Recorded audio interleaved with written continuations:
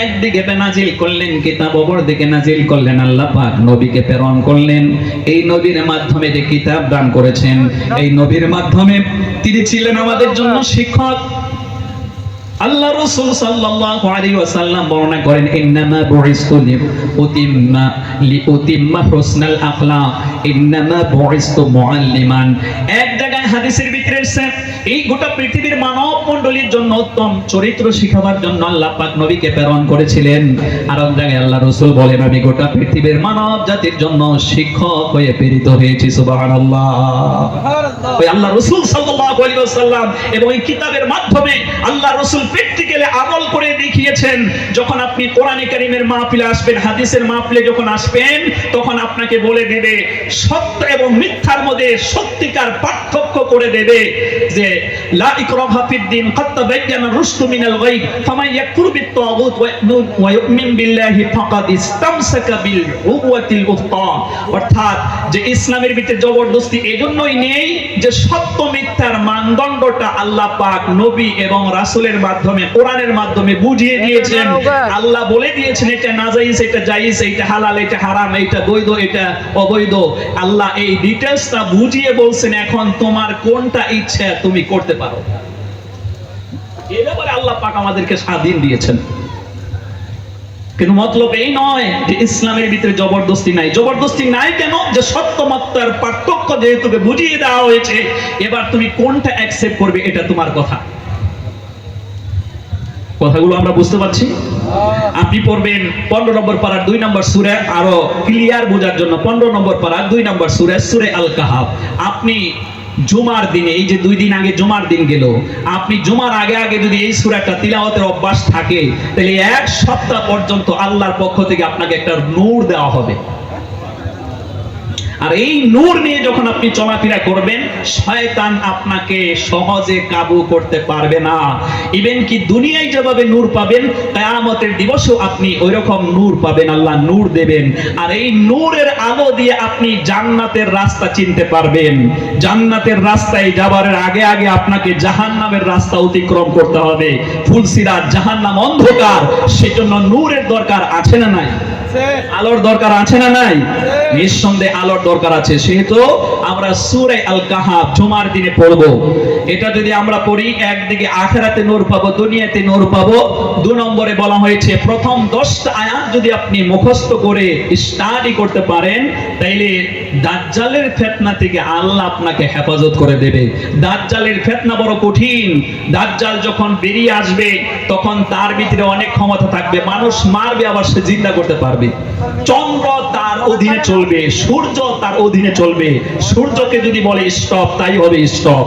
আপনার ঘরের ভিতরে সন্দুকের ভিতরে আপনি সম্পদ রেখে দিয়েছেন, স্বর্ণ দানা গহেনা রেখে দিয়েছেন, ও যদি বলে ওই সন্দুক ওই স্বর্ণ দানা আমার পিছে পিছে চলে আয়, ওই স্বর্ণ তার পাশে পাশে যাইতে থাকবে। তখন আর আমার মা বোনেরা বলবে সেই অরিজিনাল আল্লাহ কোথায়? এই তো আল্লাহ। নাউজুবিল্লাহ। কারণ মা বোনেরা স্বর্ণকে খুব মহব্বত করে, স্বর্ণের গয়নাকে খুব ভালোবাসে। যে আমার স্বর্ণের গহনাই যদি নিয়ে যায়, তাইলে আবার এটা নকল খোদা নাকি? এই তো আসল খোদা। সেজন্য দাজ্জালের ফিতনা বড় কঠিন। তো আপনি সূরা আল কাহাফের 1 থেকে 10টি আয়াত যদি মুখস্থ করতে পারেন আর জুমার দিনে তিলাওয়াতের অভ্যস্ত থাকেন, তাহলে দাজ্জালের ফিতনা থেকে, অর্থাৎ সে যে নকল খোদা হিসেবে দাবি করবে, আপনি তার ফক্করে চক্করে পড়বেন না, আল্লাহ আপনাকে হেফাজত করবে। তো এই সূরাটা স্টাডি করলে 110টা আয়াত পাবেন। আয়াত সংখ্যা 29। আল্লাহ পাক বলেন, ফামান শাআ ফালিউমিন ওয়া মান শাআ ফালিয়াকফুর। চাইলে তোমরা আমার সাথে কুফরি করতে পারো, চাইলে আমার সাথে তুমি আনুগত্য করতে পারো, অর্থাৎ আমাকে মানতে পারো, আমার ইসলাম মানতে পারো। এখন তুমি মানতেও পারো, নাও মানতে পারো। এই ব্যাপারে আমাদেরকে স্বাধীন দেওয়া হয়েছে। সুতরাং তাই আজকের ডেটে আমরা কয়েকখানা কোরআনের আয়াত আপনাদের সম্মুখে আমি তিলাওয়াত করেছি। আল্লাহ রাব্বুল আলামিন যদি আমাকে তৌফিক দেয়, আমি যে আয়াতগুলো তিলাওয়াত করেছি সেই আয়াত নিয়ে আপনাদের সম্মুখে উপস্থাপন করব, কথাগুলো বলার। আমরা 11 নম্বর পারা সূরা তওবা থেকে 129 আয়াতের 128 নম্বর আয়াত আমরা তিলাওয়াত করেছি। সেকেন্ড টাইম পবিত্র কোরআন 5 নম্বর পারা সূরা আন-নিসায় পরপর দুটো আয়াত, প্রথম আয়াত সংখ্যা হলো 48, দ্বিতীয় আয়াত সংখ্যা হলো 116, এই আয়াতটা তিলাওয়াত করেছি। এরপরে পবিত্র কোরআনে কারীম থেকে আরো 2-3টা আয়াত তিলাওয়াত করেছি। আমরা চেষ্টা করব সময় উপযোগী আলোচনা করার জন্য, কারণ কোরআনের ব্যাখ্যা, কোরআনের তাফসীর, বর্তমানের প্রেক্ষাপট নিয়ে আলোচনা করা একান্তই জরুরি, যেহেতু থেকে কোরআন হচ্ছে সর্বকালের সর্বশ্রেষ্ঠ কিতাব। আল্লাহ পাকের পক্ষ থেকে আল্লাহ নাজিল করেছেন, যা মানব কল্যাণের জন্য এই কিতাবকে অবতীর্ণ করা হয়েছে। সকল টাইমেই এই কিতাব প্রযোজ্য, কথা বলুন ঠিক কিনা? সুতরাং আমরা সময় উপযোগী কিছু আলোচনা করার চেষ্টা করব। তো আল্লাহ পাক এই কোরআনে কারীমের আলোচনায় যে আমাদেরকে নিয়ে এলেন, এটা আল্লাহ পাকের পক্ষ থেকে আমরা রহমত পেয়েছি, আমরা বরকত পেয়েছি, আমরা অনুগ্রহ পেয়েছি। যেহেতু কোরআনের মাহফিল এলেই আল্লাহ রাসূল সাল্লাল্লাহু আলাইহি ওয়াসাল্লাম আজ থেকে ১৫০০ বছর আগে আইয়ামে জাহিলিয়াতের যুগে, অন্ধকারের যুগে, শিরকি কুফরির মধ্যে মানুষ নিমজ্জিত থেকে পবিত্র কোরআন যখন আপনি স্টাডি করবেন, আপনি পড়বেন 4 নম্বর পারা 3 নম্বর সূরা আলে ইমরান 200টা আয়াতের এই আয়াত সংখ্যা হচ্ছে সম্ভবত 103।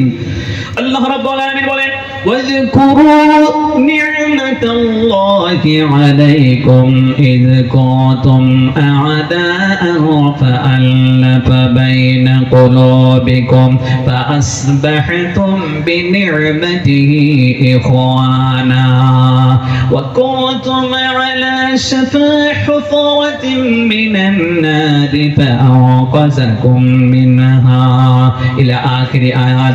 আল্লাহ রাব্বুল আলামিন বলেন, স্মরণ করো তোমাদের ওই আল্লাহ পাকের নিয়ামতের কথা, অর্থাৎ আল্লাহ কোরআন নাজিলের মাধ্যমে, নবীজিকে এই দুনিয়ায় প্রেরণের মাধ্যমে মানুষকে ইসলাম বুঝিয়ে, আল্লাহর পথ বুঝিয়ে দিয়ে এই মানুষেরা কুফরি এবং শিরকে গুনাহের মধ্যে নিমজ্জিত থেকে জাহান্নামের কিনারায় তারা দাঁড়িয়েছিল। আল্লাহ পাক বলেন, আমি আল্লাহ পাক কোরআনের মাধ্যমে, নবীর মাধ্যমে, ভালোবাসার মাধ্যমে, মহব্বতের মাধ্যমে, ইন্নামাল মুমিনুনা ইখওয়াতুন ফাআসলিহু বাইনা আখাওয়াইকুম, Muslim is the brother of Muslim, নিশ্চয়ই এক মুসলমান অপর মুসলমানের ভাই ভাই।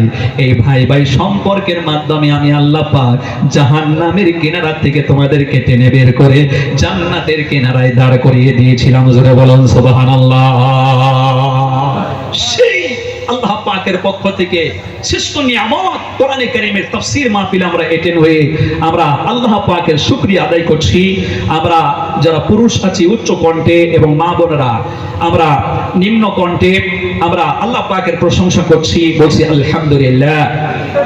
ইয়া রাব্বি লাকাল হামদু কামা ইয়ানবাগি লিজালালি ওয়াজহিকা ওয়া আযীমি সুলতানিকা। আমরা আল্লাহ পাকের প্রশংসা করলাম, এরপরের কাজটাই হচ্ছে আমরা আমাদের হাবিবের প্রতি দরুদ পড়ে নেব, বলুন সাল্লাল্লাহু আলাইহি ওয়াসাল্লাম। তৃতীয়তে ইন্তেজামিয়া কমিটি, বিশেষ করে এই ইউনিভার্সিটির স্টুডেন্টের পক্ষ থেকে প্রচন্ড একটা মেহনতের মাধ্যমে আমাদেরকে এই কোরআনে কারীমের মাহফিল উপহার দিয়েছেন। আমরা প্রত্যেকজন এই স্টুডেন্টের জন্য প্রাণ ভরে দোয়া করব, আল্লাহ পাক তাদের ব্রেনকে আল্লাহ পাক ডেভেলপ করে দিন, ব্রেনের মধ্যে বরকত দান করুন। বড় বড় মুফাসসির, বড় বড় ডক্টর, বড় বড় ইঞ্জিনিয়ার আল্লাহ পাক ওনাদেরকে আল্লাহ বানিয়ে দেন, বড় বড় কোরআনের মুফাসসির বানিয়ে দেন, বড় বড় কোরআনের দায়ী বানিয়ে দেন। একটু মহব্বতের সহিত বলুন আমিন। আমিন। উপস্থিত সম্মানিত সুধী মণ্ডলী, প্রথমে আমরা আলোচনা করব এই পৃথিবীতে আল্লাহ পাক মানব মণ্ডলীকে সৃষ্টি করে হযরত ইব্রাহিম আলাইহিস সালাম এই কথা বলেছিলেন। ইব্রাহিম আলাইহিস সালাম যে জাতির কাছে তিনি এলেন, অর্থাৎ যে বাবার ঘরে জন্ম নিলেন, এই বাবাই ছিল আল্লাহ পাকের দুশমন, অর্থাৎ আল্লাহ পাকের একত্বকে স্বীকার না করে অনেক মাবুদ সে বানিয়ে তাদের পূজা অর্চনা করতেন। তখন হযরত ইব্রাহিম আলাইহিস সালাম এভাবে বললেন, কথাটা কোরআনে কারীমের ভিতরে এসেছে, আপনি পড়বেন সূরাতুজ যুখরুফ আয়াত 26 এবং 27 এর ভিতরে আল্লাহ পাক বলে, وَإِذْ قَالَ إِبْرَاهِيمُ لِأَبِيهِ وَقَوْمِهِ إِنَّنِي بَرِيءٌ مِّمَّا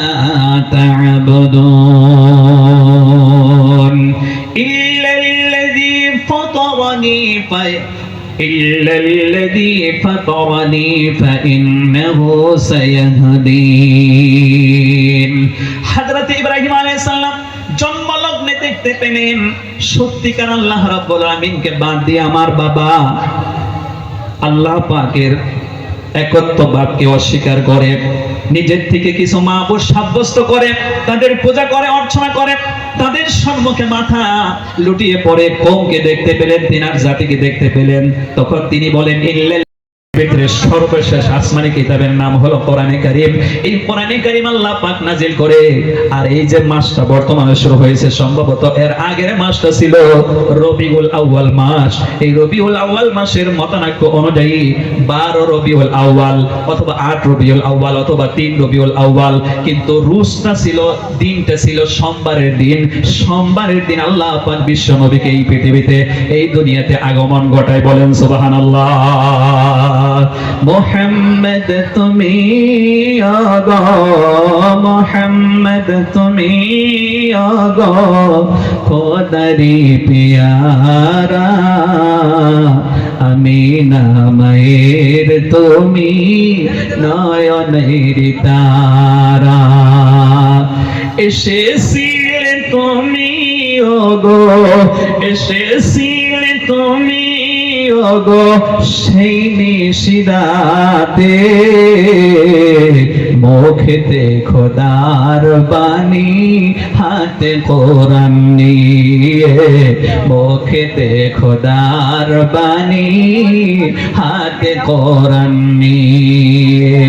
মোহাম্মদ তুমি আগো, মোহাম্মদ তুমি আগো, খোদারি পিয়ারা, আমিনা মায়ের তুমি নয়নের তারা। লিল্লাহি তাকবীর। আল্লাহ রাব্বুল আলামিন এই নবীকে প্রেরণ করলেন। নবী সাল্লাল্লাহু আলাইহি ওয়াসাল্লামকে আল্লাহ প্রেরণ করে কোরআনে কারীমের ভিতরে আল্লাহ পাক নবীজির কিছু প্রশংসা তুলে ধরেছেন। আল্লাহ পাক এক জায়গায় বলেছেন, আপনি কোরআনে কারীম যখন বের করবেন, আপনি কোরআন শরীফ বের করলে আপনি পড়বেন 17 নম্বর পারা সূরা আল আম্বিয়া, নবীদের ঘটনা। এই অধ্যায়ে আল্লাহ পাক যখন কথা বলেছেন 112টা আয়াতের 107 নম্বর আয়াতে আল্লাহ পাক বলেন, ওয়ামা আরসালনাকা ইল্লা রাহমাতাল লিল আলামিন। আল্লাহ পাক বলেন, আমি আমার হাবিবকে এই পৃথিবীতে প্রেরণ করেছি। শুধু নবীকে প্রেরণ করলাম বিষয়টা এমন না, এই নবী গোটা বিশ্ববাসীর জন্য হলো রহমত। কোন সুবহানাল্লাহ। আল্লাহ রাসূল কেমনে করে রহমত হলেন? আমার বন্ধুগণ, মুমিনদের জন্য তিনি রহমত, মুমিনদের জন্য তো তিনি রহমত, এবং কি মুমিনের বাইরে যারা আছে, কাফের, মুশরিক, বেঈমান, বেদিন, অন্যান্য নবীরা যখন আল্লাহ পাক তাদেরকে প্রেরণ করেছেন, নূহ আলাইহিস সালামকে আল্লাহ পাক প্রেরণ করলেন, ওয়ালাকাদ আরসালনা নূহান ইলা কওমিহি ফালাবিথা বিহিম আলফ সানাতিন ইল্লা 50 আমা। 20 নম্বর পারা লাস্টের দিকে পাবেন সূরা আনকাবুত 64 টোটাল আয়াতের ভিতরে হচ্ছে 14 নম্বর আয়াত। আল্লাহ রাব্বুল আলামিন কি সুন্দর করে বলেন, আমি নূহ পয়গম্বরকে এই দুনিয়ায় প্রেরণ করলাম। তিনি নবুয়তের দায়িত্ব পালন করতে গিয়ে 50,000 বছর পর্যন্ত দ্বীনের দাওয়াত দিয়েছেন, দ্বীন প্রচার করেছেন, অর্থাৎ 950 বছর একটানা দ্বীনের দাওয়াত দিলেন। একটানা দ্বীনের দাওয়াত দেওয়ার পরে হযরত নূহ আলাইহিস সালাম বলেন, রব্বি কওমি লাইলাম ওয়া নাহারা ফালাম ইয়াজিদহুম দুআই ইল্লা ফিরারা। হযরত নূহ পয়গম্বর আল্লাহ রাব্বুল আলামিনকে ডাক দিয়ে বলেন, দিন এবং রাত্রে আমি অল টাইম আল্লাহ পাক তোমার দ্বীনের পথে আমি মানবদেরকে ডাক দিয়েছি, আমার উম্মতদেরকে আমি ডাক দিয়েছি, কিন্তু তারা আমার ডাক তো শুনে নাই, বরং আমার ডাক না শুনে তারা পলায়নের দিকটাই তারা বেশি ছিল। অর্থাৎ শুধুমাত্র 80 জন মুমিন মুমিনাত ইসলাম গ্রহণ করে, আর বাকি সবাই হলো কাফের। হযরত নূহ পয়গম্বরকে মানে না। আল্লাহ পাকের কাছে হযরত নূহ পয়গম্বর তখন দোয়া করেন, মাবুদ রে, আল্লাহ পাক তুমি এদের উপরে গজব ও আযাব নাজিল করো। আল্লাহ পাকের পক্ষ থেকে আযাব চলে আসে, এক আযাবে গোটা পৃথিবী আল্লাহ রাব্বুল আমিন প্লাবিত করে দিয়ে গোটা কাফেরের গোষ্ঠীকে এই পৃথিবী থেকে সাফ করে দেয়। আমার বন্ধুগণ, এজন্য অন্যান্য নবী আল্লাহ পাকের পক্ষ থেকে সম্মানিত বন্ধুগণ মুমিনদের জন্য তো রহমত ছিল। আল্লাহ পাক বলেন আমি নূহ পয়গম্বরকে এবং তার সাথী সঙ্গী মুমিনদেরকে নৌকায় উঠিয়ে তাদেরকে আমি আল্লাহ পাক বাঁচিয়ে দিলাম। কিন্তু দেখা গেল যারা কাফের বেঈমান তাদেরকে কিন্তু বাঁচানো হলো না, তাদেরকে ডুবে এই দুনিয়া থেকে বিদায় করে দেওয়া হলো। কারণ তারা নবীকে মানে নাই, সেজন্য আযাব গজব চলে এসেছে। কিন্তু বর্তমানে গোটা পৃথিবীর কষ্টে থাকি, তখন আল্লাহ রাসূলও কষ্ট অনুভব করতেন যখন তার উম্মতেরা কষ্টে পড়তেন। এটা একটু লক্ষ্য করবেন, এখানে আমরা কি আলোচনা করতে পারি, কি ব্যাখ্যা নিয়ে আসতে পারি, এটা একটু বোঝার চেষ্টা করবেন। আল্লাহ রাব্বুল আলামিন বলেন আমরা যখন বিপদে পড়ি তখন আল্লাহ রাসূল আমাদের বিপদে তিনিও বিপদ, তিনি সম্মানিত বন্ধুগণ আমাদের মুসিবতে তিনি হলেন আমাদের জন্য অনেক হিতাকাঙ্ক্ষী। আমরা যখন বিপদে পড়ি, আমরা যখন কষ্টে পড়ি, তিনাকেও পীড়া দেয়। আমার ভাইরা, আল্লাহ রাসূল সাল্লাল্লাহু আলাইহি ওয়াসাল্লাম এই দ্বীনের দাওয়াত পৌঁছাতে গিয়ে তায়েফের ময়দানে যখন আল্লাহ রাসূল চলে গেলেন, তিনজন মাতবারের সাথে তিনার দেখা হয়। তিনি তাদেরকে দ্বীনের দাওয়াত দেন।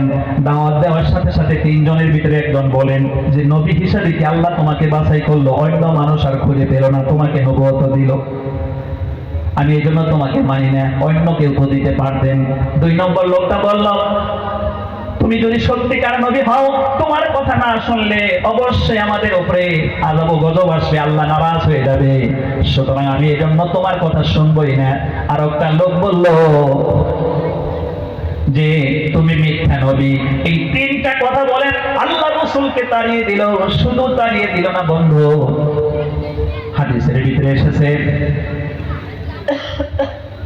ভিতরে এসেছে আমার ভাইয়ারা, আল্লাহ রাসূল সাল্লাল্লাহু আলাইহি ওয়াসাল্লামের পিছনে ওই শহরের যুবকদেরকে লেলিয়ে দিল। হাতের মধ্যে কাটা কাটা পাথর, ওই যে আপনি ট্রেনের রাস্তা দিয়ে যখন যেতে থাকবেন, কাটা কাটা পাথর, ওরকম পাথর হাতের মধ্যে দিয়ে বলল এই লোকটা পাগল, এই লোকটাকে আঘাত করো, এই লোকটাকে মারো, এই লোকটাকে আমাদের দেশ থেকে আমাদের গ্রাম থেকে তাড়িয়ে দাও। আল্লাহ রাসূলের পিছে করল। আমার বন্ধুগণ, শুধু তারাই না, হাঁটাই না, পাথর দিয়ে আঘাত করতেছে। আল্লাহ রাসূল সাল্লাল্লাহু আলাইহি ওয়াসাল্লাম শরীরটা রক্তাক্ত হয়ে গেলেন। ছোট ছোট বালক বুঝতে পারে না, ইনি হলেন আখির নবী, বিশ্ব নবী হযরত মুহাম্মদুর রাসূলুল্লাহ সাল্লাল্লাহু আলাইহি ওয়াসাল্লাম। আল্লাহর পরে যার সম্মান সেই নবী, ওই নবীকে কেমনে আমরা আঘাত করি। আমার বন্ধুগণ, তারা বুঝতে না পেরে নবীকে আঘাতের পর আঘাত, এত আঘাত করলেন আমার বন্ধুগণ শরীর থেকে রক্ত প্রবাহিত হতে থাকে, জুতা মোবারক পর্যন্ত আল্লাহ রাসূলের ভিড়ে গেল। নবীজি পরপর তিন জায়গায় বেহুশ হয়ে পড়লেন, আবার উঁচু করে ধরে, আবার তাকে কষ্ট দেয়, এরকম করে পাথর মারে। আমার ভাইরা, তিনবার আল্লাহ রাসূল যখন বেহুশ হয়ে পড়ে গেলেন, এরপরে হুশ এলে ওই যুবকেরা তখন বলল লোকটা হয়তো মরে গেছে। তখন তারা পলায়ন করলো, তারা চলে গেল। যখন আল্লাহ রাসূলের হুশ ফিরে এলো, সঙ্গে সঙ্গে পাহাড়ের ফেরেশতাগুলো আল্লাহ রাসূলের কাছে এসে আল্লাহর পক্ষ থেকে বললেন যে আল্লাহ রাসূল, আল্লাহ পাক তারা যে আপনার উপরে যে নির্যাতন চালিয়েছে, এই নির্যাতনে আল্লাহ বড় কষ্ট পেয়েছে, সুতরাং আমরা পাহাড়ি ফেরেশতা, পাহাড়কে আমরা সংরক্ষণ করি, পাহাড়কে আমরা পাহারা দেই। আল্লাহ পাক আমাদেরকে পাঠিয়েছেন মাওলা, আল্লাহ পাকের পক্ষ থেকে আমাদেরকে জানানো হয়েছে আপনি ইজাজত দিলে দুই পাহাড়গুলোকে একত্রিত করে চাপা দিয়ে সমস্ত কাফেরের গোষ্ঠীকে সাফ করে দেব। আল্লাহ রাসূল সাল্লাল্লাহু আলাইহি ওয়াসাল্লাম একজন দয়াবান নবী, কতটা দয়া হলেই কথা বলতে পারে। তখন তিনি বললেন যে না, আমি এজন্যই দুনিয়াতে আসিনি, আল্লাহ পাক আমাকে দুনিয়ায় প্রেরণ করেছেন। এই মানুষ তারা আল্লাহকে চেনে না, দ্বীন চেনে না, ইসলাম চেনে না, নবীকে চেনে না। কোরআনের মাধ্যমে, আমার সুন্নতের মাধ্যমে তারা ইসলাম চিনবে, দ্বীন চিনবে, ভালো মানুষ হবে, মুমিন হবে, এজন্যই আল্লাহ প্রেরণ করেছেন। আল্লাহ রাসূল বলেন তো আমি এদের প্রতি গজবের কথা আমি কখনোই চিন্তা করি না, বরং আমি চিন্তা করি এই লোকেরা বুঝে নাই, তবে এরা যখন বড় হবে, বিবাহ শাদী করবে, এদের সন্তানেরা, আমি চাই আল্লাহ তাদেরকে হেদায়েত দান করুক, তারা ইসলাম কবুল করে ইসলামের সুছায়া তলে এসে আল্লাহকে চিনবে, আল্লাহর রাসূলকে চিনবে। জোরে কোন সুবহানাল্লাহ। নারে তাকবীর। লিল্লাহি তাকবীর। এই হচ্ছে সেই নবী, তোমার দয়ার নবী, রহমতের নবী। আমার বন্ধুগণ, আজিজুন আলাইহি মা আনিতুম হারিসুন আলাইকুম, সর্বোচ্চ হিতাকাঙ্ক্ষী আর মুমিনদের জন্য তিনি হলো দয়া পরশ। আলাইকুম বিল মুমিনিনা রাউফুর রহিম, আল্লাহ রাসূল আমাদের জন্য দয়া পরশ। বন্ধুগণ, এই বিষয়টা আমি এখন বর্তমানে আপনাদেরকে বোঝাতে কি করে বোঝাই। কালকে শনিবার, তার আগের দিন গতকালকে কি ছিল? শনিবার ছিল, তার আগের দিন শুক্রবার। من صلى عليك واحدا صلى الله عليه عشرا أو كما قال النبي صلى الله عليه وسلم। আল্লাহ রাসূল বলেন, কোন ব্যক্তি যদি আমার জন্য একবার দরুদ শরীফ পাঠ করে, আল্লাহ পাক তার প্রতি 10টা রহমত প্রেরণ করেন। কোন সুবহানাল্লাহ। 10টা রহমত নাজিল করেন, 10টা গুনাহ মাফ করে দেন, 10টা মর্তবা বুলন্দ করেন, 10টা তার মর্তবা আল্লাহ বুলন্দ করে দেন। আল্লাহ রাসূল সাল্লাল্লাহু আলাইহি ওয়াসাল্লাম অপর একটি হাদিসের ভিতরে বর্ণনা করেন, ও আমার উম্মতেরা, তোমরা জুমার দিনে বেশি বেশি আমি বিশ্ব নবী সাল্লাল্লাহু আলাইহি ওয়াসাল্লামের প্রতি তোমরা বেশি বেশি দরুদ পড়বে। এই দরুদ পড়লে আল্লাহ পাক, এই দরুদের তুমি কতবার দরুদ পড়েছো, এটা আল্লাহ পাকের পক্ষ থেকে এক শ্রেণীর ফেরেশতা নিযুক্ত আছে। ওই ফেরেশতাগুলো আল্লাহ রাসূলের কবরে পৌঁছে আল্লাহ রাসূলকে জানিয়ে দেওয়া হয় যে আপনার অমুক ব্যক্তি, যেরকম আমার কথাই বলছি, আমার নাম হলো আব্দুস সুবহান ইবনে সাদুল্লাহ, গ্রামের নামও বলে দেওয়া হবে। বলে ঠিক না? আল্লাহ রাসূল বলেন, আল্লাহ পাক আমাকে এই দুনিয়ায় প্রেরণ করেন, আমার উম্মতকে আমি কোমর ধরে ধরে টেনে জান্নাতের দিকে আমি নিয়ে যেতে চাই, কিন্তু আমার হাত ছিটকে তারা ওই আগুনের মধ্যে ঝাঁপ দিয়ে যখন পোকামাকড় মরে, ওরকম বিশ্ব নবীর উম্মত বর্তমানে আমার বন্ধুগণ নবীজির তরিকা বাদ দিয়া নবীজির কথাগুলোকে, আমার ভাইরা আল্লাহ রাসূল সাল্লাল্লাহু আলাইহি ওয়াসাল্লামের কথাগুলোকে নিজের জীবন থেকে ডিলিট করে দিয়ে আমার ভাইরা জাপ দিয়ে দিয়ে জাহান্নামের আগুনে সে পতিত হচ্ছে। বলুন নাউযুবিল্লাহ। রব্বানা আসরিফ আন্না আযাবা জাহান্নাম ইন্না আযাবাহা কানা গরামা। কোরআনে কারীমের ভিতরে এসেছে, আল্লাহ তুমি ওই জাহান্নামের আগুন থেকে তুমি আমাকে বাঁচাও, কারণ জাহান্নামের আগুন বড্ড কঠিন, ছিঁড়ে পুড়ে জ্বলিয়ে ছাড়িয়ে ছারখার করে দেবে। ইন্নাহু মান ইয়াতি রাব্বাহু মুজরিমান ফাইন্না লাহু জাহান্নাম লা ইয়ামুতু ফিহা ওয়া লা ইয়াহইয়া। আপনি কোরআনে কারীম পড়বেন সূরা তাহা 16 নম্বর পারার, এটা হচ্ছে 3 নম্বর সূরা। আল্লাহ রাব্বুল আলামিন 2 নম্বর সূরাটা যখন আপনি বের করবেন, মহান আল্লাহ রাব্বুল আলামিন 3 নম্বর সূরার ভিতরে বলেন 74 নম্বর আয়াতে, জাহান্নাম তো এমন কঠিন জায়গা, সেখানে মানুষ বাঁচবেও না, মরবেও না, জীবন মৃত্যুর এক শ্বাস সেখানে গ্রহণ করতে হবে। আল্লাহ রাসূল বলেন, আমি তোমাদের পিছনে 63টা বছরের জিন্দেগিতে আমি কখনো ঘুমাই নাই, আরামে ঘুমাই নাই, আরামে কখনো খাই নাই, শুধু তোমাদের জন্য আমি আপ্রাণ চেষ্টা করলাম তোমাদেরকে কেমনে করে জাহান্নাম থেকে বাঁচানো যায়, কোন তরিকায় চললে তোমরা জাহান্নাম থেকে বাঁচতে পারবে। কিন্তু আজকে সেইগুলা পরোয়া না করে আমরা সেই জাহান্নামের মধ্যে ঝাঁপ দিতেছি। কথা বলুন ঠিক না? তা কেমনে? বর্তমানে প্রেক্ষাপট নিয়ে আমরা একটা কথা বলি, আমরা একটা বিষয় আলোচনা করি। যে বিষয়ে আলোচনা করতে গিয়ে আমরা কোরআনে কারীম থেকে তিলাওয়াত করেছি 11 নম্বর পারা সূরা তওবা 129 আয়াতের 28 নম্বর আয়াতের সাংখ্যিক আমরা ব্যাখ্যা শুনলাম।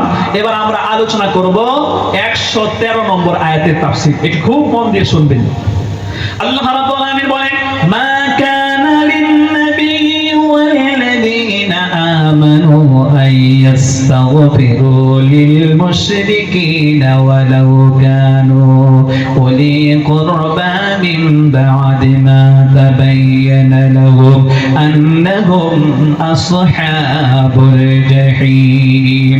মা কানা লিবাশারিন, মা কানা লিনাবিয়্যিন আন ইয়াকাল্লিমাহুল্লাহ, মা কানা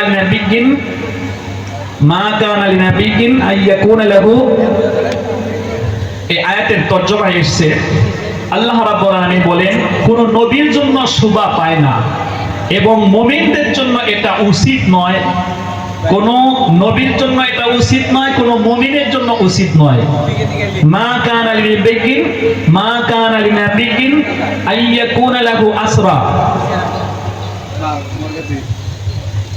উলি কুরবা মিন বাদি মা তাবায়্যানা লাকুম আন্নাকুম আসহাবুল জাহিম। নবী রাসূলের জন্য উচিত নয় এবং মুমিনদের জন্য উচিত নয় ওই ব্যক্তির জন্য মাগফিরাতের দোয়া করবে যে লোকটা মৃত্যুবরণ করেছে কুফরি অবস্থায়, শিরকি অবস্থায়, অর্থাৎ সে ঈমান না এনেই মৃত্যুবরণ করেছে। এইরকম ব্যক্তির জন্য কোন নবী এবং মুমিন তার জন্য মাগফিরাতের দোয়া করতে পারে না, রুহুর মাগফিরাতের কামনার দোয়া করতে পারে না। আর আমরা এখন মরে গেছে, ইসলাম মানে নাই, ঈমান আনে নাই, তার জন্য দোয়া করে করে ওরে জান্নাতুল ফেরদাউস দিতেছে। কথা কি শুনতেছেন? জান্নাতুল ফেরদাউসে ঢুকাইতেছে, মনে হচ্ছে ওর বাবার জান্নাত, ও বললেই দিয়ে দেবে। এই কথা বললে আপনাদের একটু কষ্ট লাগে, কষ্ট লাগলেও আমাদেরকে হক কথা বলতে হবে। আপনাদের যদি তিতাও লাগে এটা আমাদেরকে বলতে হবে। বর্তমানের প্রেক্ষাপট, বর্তমানের আবহাওয়া এরকম চলতেছে কিনা কথা বলুন। আমি কিন্তু সব কথা খুলে বললে আমার কিন্তু জেলে যাওয়া লাগবে, এই জন্য আমাকে কিছু আকার ইঙ্গিতে কথা বলতে হচ্ছে। তো আল্লাহ পাক বলে দিলেন নবীর জন্য উচিত না এবং কোন মুমিনের জন্য উচিত না। তুমি যদি জানো লোকটা কাফের হয়ে বেঈমান হয়ে মারা গেছে, এই ব্যক্তির জন্য তুমি মাগফিরাতের দোয়া। এই পুরুষ কেন বাইক ভালোবাসে সেটা হয়তো গুগলও ঠিক মতন জানে না। কোন রকম আর্থিক অবস্থা ওর এই দু চাকার প্রতি ভালোবাসাটা না কোনোদিনও সরাতে পারলো না। কিছু মানুষ বলল ওটা তো সামান্য একটা ইঞ্জিন, কিন্তু ওই ইঞ্জিনের আওয়াজে ওই ছেলেটার যেন সমস্ত কষ্ট জোড়ায়। আর ওর ওই দু চাকার মধ্যেও যেন প্রাণ আছে। মালিককে পিঠে বসিয়ে যখন রাস্তার উপর দিয়েও দৌড়ায়, তখন মালিকের মনের দুঃখ, কষ্ট, জ্বালা, যন্ত্রণা সবকিছু যেন ওর ওই এক্সজস্টের কালো ধোঁয়ার সাথে মালিকের মন থেকেও বার করে দেয়। মানুষ মালিকের সাথে বেঈমানি করলেও ওই দু চাকাটা কোনোদিনও মালিকের সাথে বেঈমানি করলো না। তাই মালিকও ওকে ভাবে তার শ্রেষ্ঠ বন্ধু, ভালোবাসে সন্তান রূপে, আর সেই ভালোবাসা রেখে দেয় বুকের এক কোণে। বুঝলেন মশাই, ওটা কোনো যন্ত্র নয়, ওটা পুরুষের একটা নিঃস্বার্থ ভালোবাসা।